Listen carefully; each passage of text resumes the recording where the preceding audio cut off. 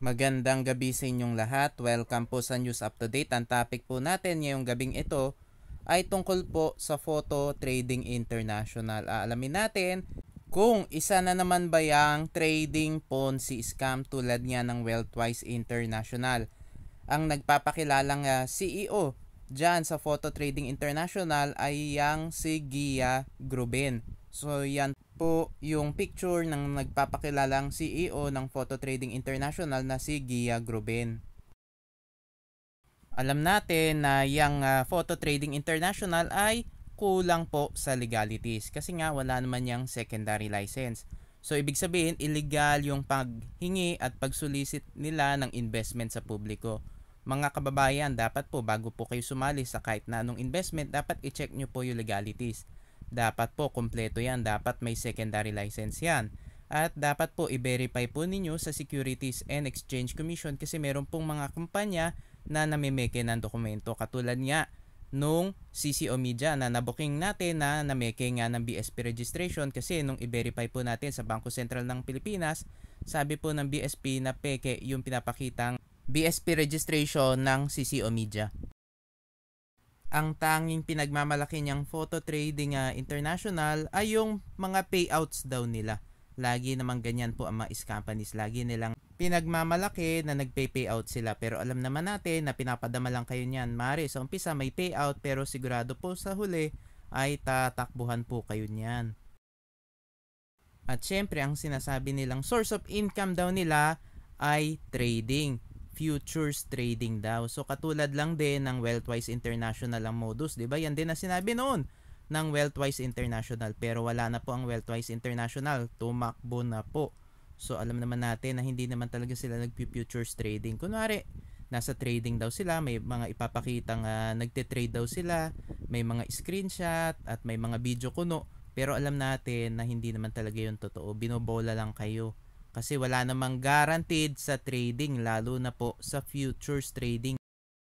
Kaya wag po kayo maniwala dyan sa mga companies na nangangako ng guaranteed profit. Kasi nga ang tanging source of income lang ng mga yan ay yung pay-in ng mga investors. At yung ginagamit nilang pang payout do sa mga naunang investors ay galing lamang po yun sa pay-in ng mga bagong investors. Kaya sigurado pong tataob po yung mga ganyang companies kapag naabot na nila yung quota nila o kapag konti na lang yung sumasali sa company nila.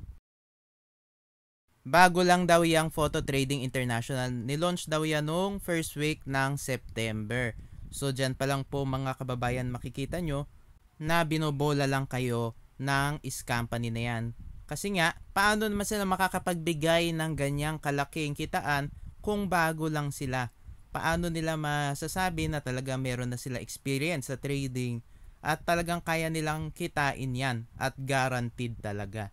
Yan po kasi nga mga guaranteed na yan ay pambobola lang pero kapag nabot na nila yung quota nila, guaranteed po na tatakbuhan kayo niyan. Makikita nyo na yung pangakong kitaan nila ay too good to be true kasi 50% daw ang pangakong kitaan tapos meron pang 10% na DRB o Direct Referral Bonus. Meron pa daw 1% na trader leveling bonus. At yung 50% na kitaan ay sa loob lamang daw yun ng 18 days na trading time frame or 18 days lang. So less than 1 month ay kikita ka na raw ng 50%. So doon pa lang po mga kababayan, red flag po yun. Dahil napaka-imposible po ng ganyang kalaking kitaan na guaranteed. Mari kumita kayo ng 50% sa trading pero hindi po guaranteed yun. Kasi maring kumita kayo pero pwede rin po na matalo kayo at wala pong guaranteed sa trading. Yan po ang dapat nyong tandaan. So ito daw yung trading chart nila. So ang pinaka minimum daw ay 500 pesos daw na investment at kikita daw yan ng 50% after 18 days. So ang scalping rewards daw ay 250 pesos, ang total gross rewards daw ay 750 pesos.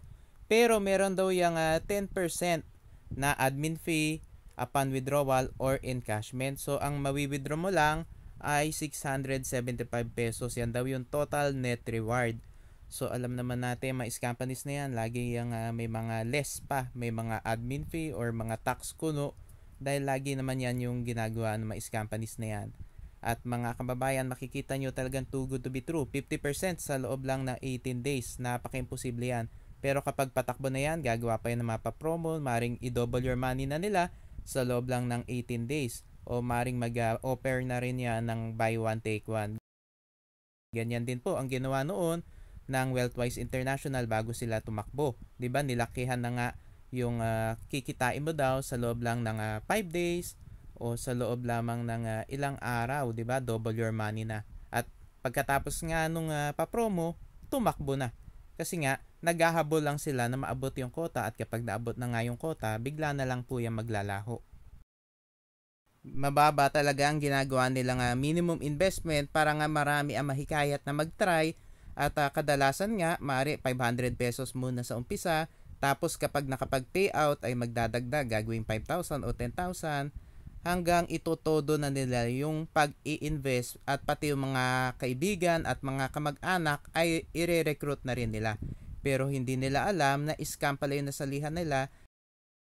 At kapag naabot na nga nung scam pa na yung quota nila, bigla na lang po maglalaho. So kawawa yung mga sumali at kawawa yung mga na-recruit. At syempre, yung mga nag-recruit, masisira siya doon sa mga kapamilya niya at doon sa mga kaibigan niya. At pwede rin siyang kasuhan ng downline niya.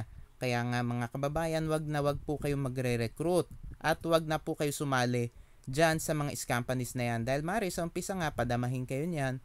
Pero sigurado po tayo sa huli po, tatakbuhan po kayo niyan. Katulad ng nangyari nga sa Wealthwise International, sa Mocha Farm at iba pang mga scam companies.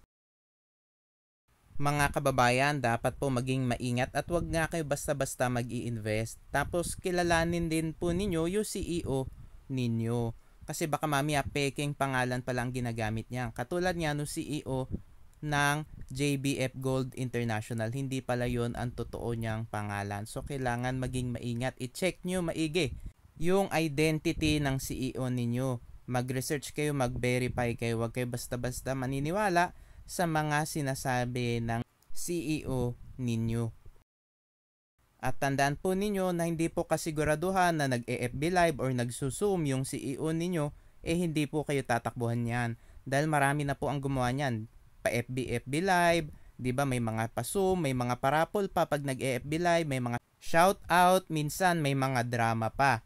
Pero 'di ba, nung naabot na nga yung quota, bigla na lang din naglaho. At yung identity na ginagamit nga nila, yung pangalan na ginagamit nila ay kadalasang peke. Kaya nga kailangan mag-verify at mag-imbestiga.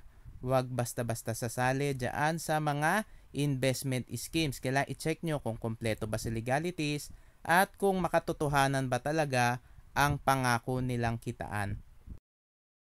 Mga kababayan, maraming salamat po sa inyong patuloy na pagsuporta sa aking channel.